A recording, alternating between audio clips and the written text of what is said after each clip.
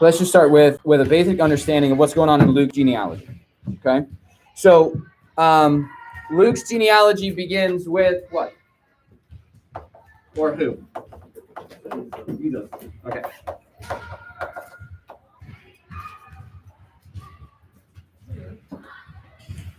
Where does it end? God. Okay.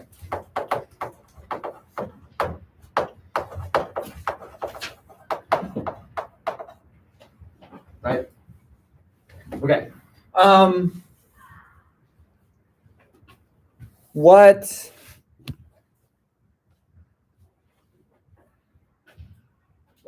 What are we tracing? In Luke, it says David's son is Nathan. So we're tracing sons. Yeah. Jesus, the son of. Okay, so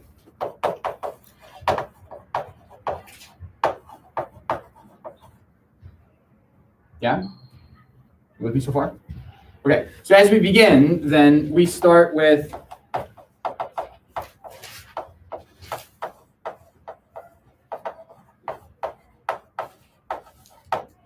Jesus, the supposed son of. Who's next on the list? Joseph.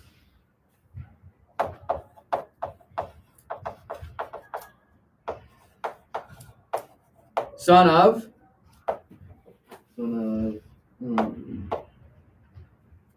Eli. Yeah? Matthew. If Joseph is the son of Heli, that would be the position of father, correct? So then we could flip it. Heli is the father of Joseph, Joseph the supposed father of Jesus. You follow my logic there? Okay, good. Who's listed as the father, Joseph, and Matthew? Jacob. That's curious. Oh, I thought about this before. Is it Heli or is it Jacob? It's like only like a step down. We did. Good memory. What did we say? Mary. Yeah, this is Mary's father. So this is Joseph's what? It's Mary's dad too. Father-in-law. Good. Dang, I didn't keep them. Okay. So that means that the line we're given in Luke's genealogy is whose family lineage? Mary. If this is Mary's dad, then the rest is what? Mary. This is Mary's family. So if this is his father-in-law, then Luke's genealogy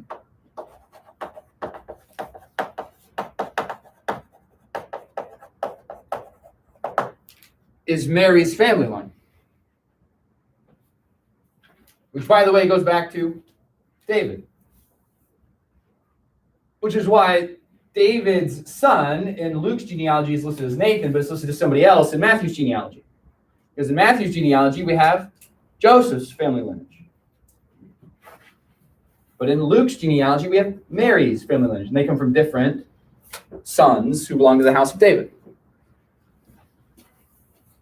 We both get back to David, though. Right? From David, we get back to Abraham. From Abraham, we're going to get back to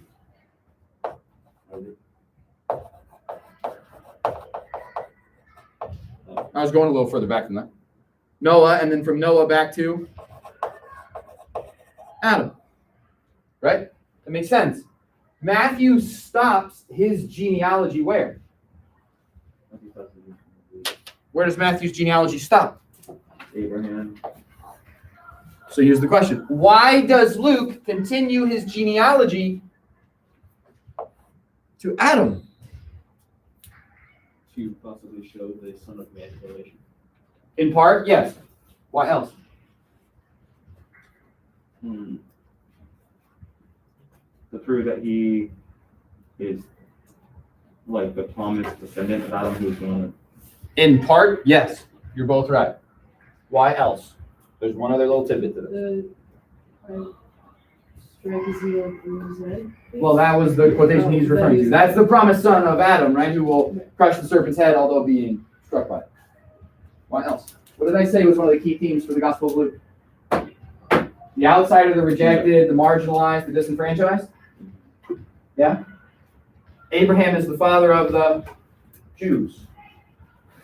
Adam's the father of humanity. Why would he include a genealogy that goes all the way back to Adam? Because Luke is already including that this Jesus is not just for the family of Abraham. This Jesus is for the family of humanity. Because not only is Jesus a descendant and part of the family of Abraham,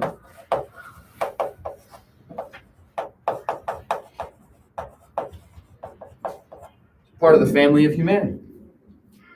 And so what Jesus is going to do, albeit through the family of Abraham, because that was God's basic game plan, is at least in part, not just for the family of Abraham, it's for the family of humanity.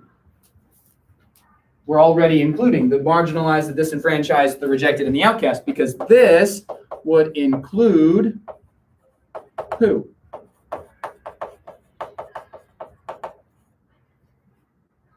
That would include Gentiles.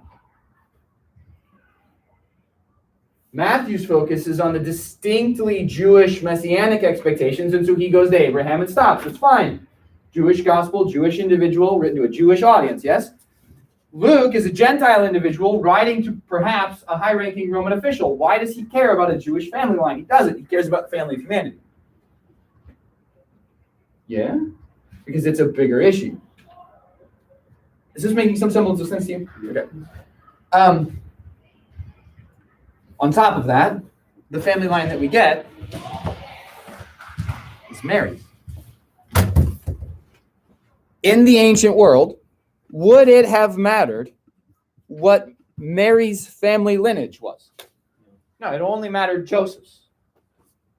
So why does Luke bother to give us Mary's? Because for Luke, it matters. But Mary at that time was like an outsider. In part, she's an outsider. She's outcast, marginalized, and rejected. Let's do it this way. Angel comes, visits Mary, right? Tells Mary, what's up? You're going to have a kid. Don't worry. God thing. All is well. He'll save his people. Super paraphrased version of that. Yeah? Okay. Mary tells Joseph. What's Joseph's response? I'm going to divorce her quietly. Yeah? Somebody comes to you. God made me pregnant. Guys, our first response is, sure. Let's revisit the whole conversation.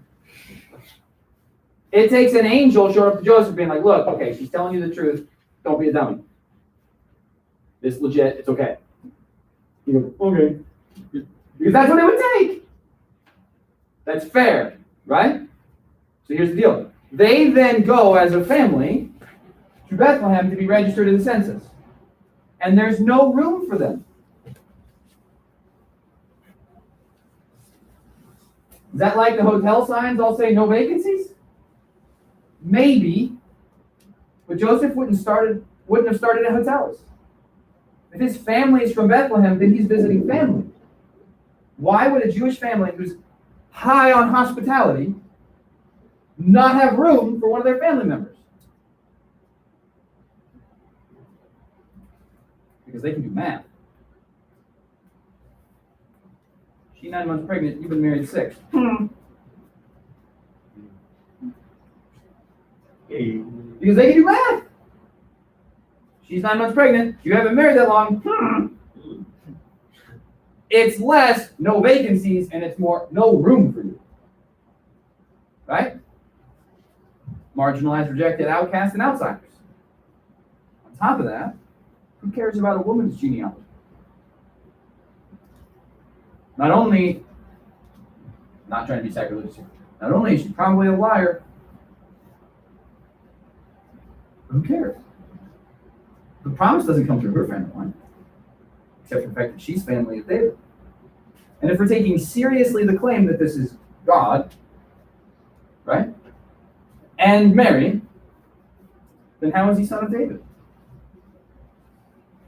Joseph's not blood related, but Mary is.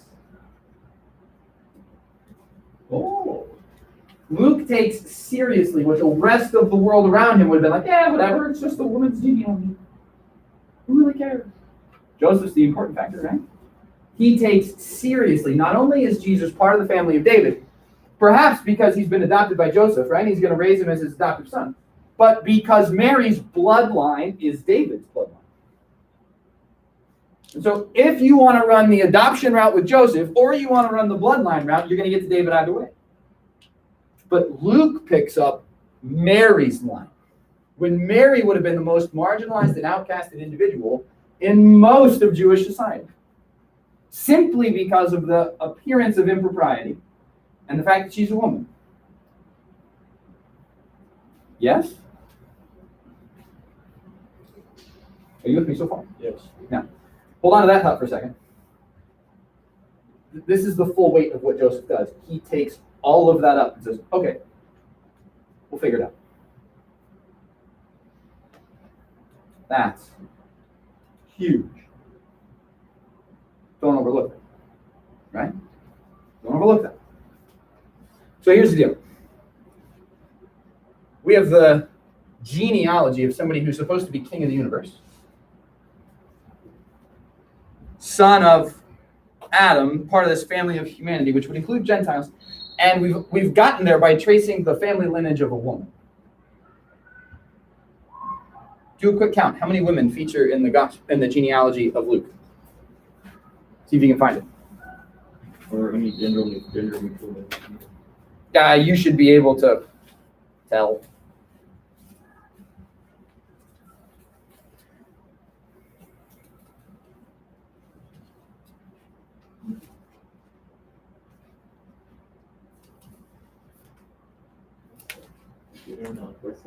Huh? Anna. Where? Verse 36.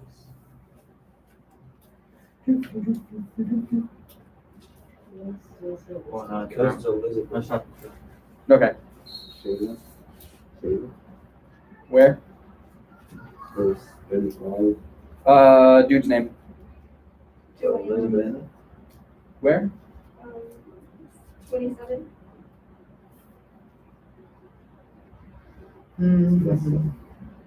Eddie. No, son, because it follows it up with son. Right? You would see something like the wife of the son of. We don't see any of that in Luke's genealogy, do we? That's puzzling. How many women feature in the Gospel of Matthew's genealogy? Several. Okay, so this is a really puzzling affair, isn't it? We're going to get to the same places, right? Jesse, Obed, Boaz. If Luke's got this opinion, why would he not feature Ruth when he talks about Boaz? Matthew does, doesn't he? Matthew even talks about Rahab. Ooh, scandalous. Remember, Rahab was a prostitute. Huh. Luke doesn't feature any of it. Why? Because he's focused on. He doesn't need to feature the women in this genealogy because this is a woman's genealogy. Mm-hmm. Matthew highlights key women in the Old Testament storyline that got us to the point where we're at. Luke doesn't because he's already highlighted it for you. It's Mary's family line. He's done it without telling you. Snuck it in there. Yeah? Oh, cool. This is how Luke is going to feature women in his gospel.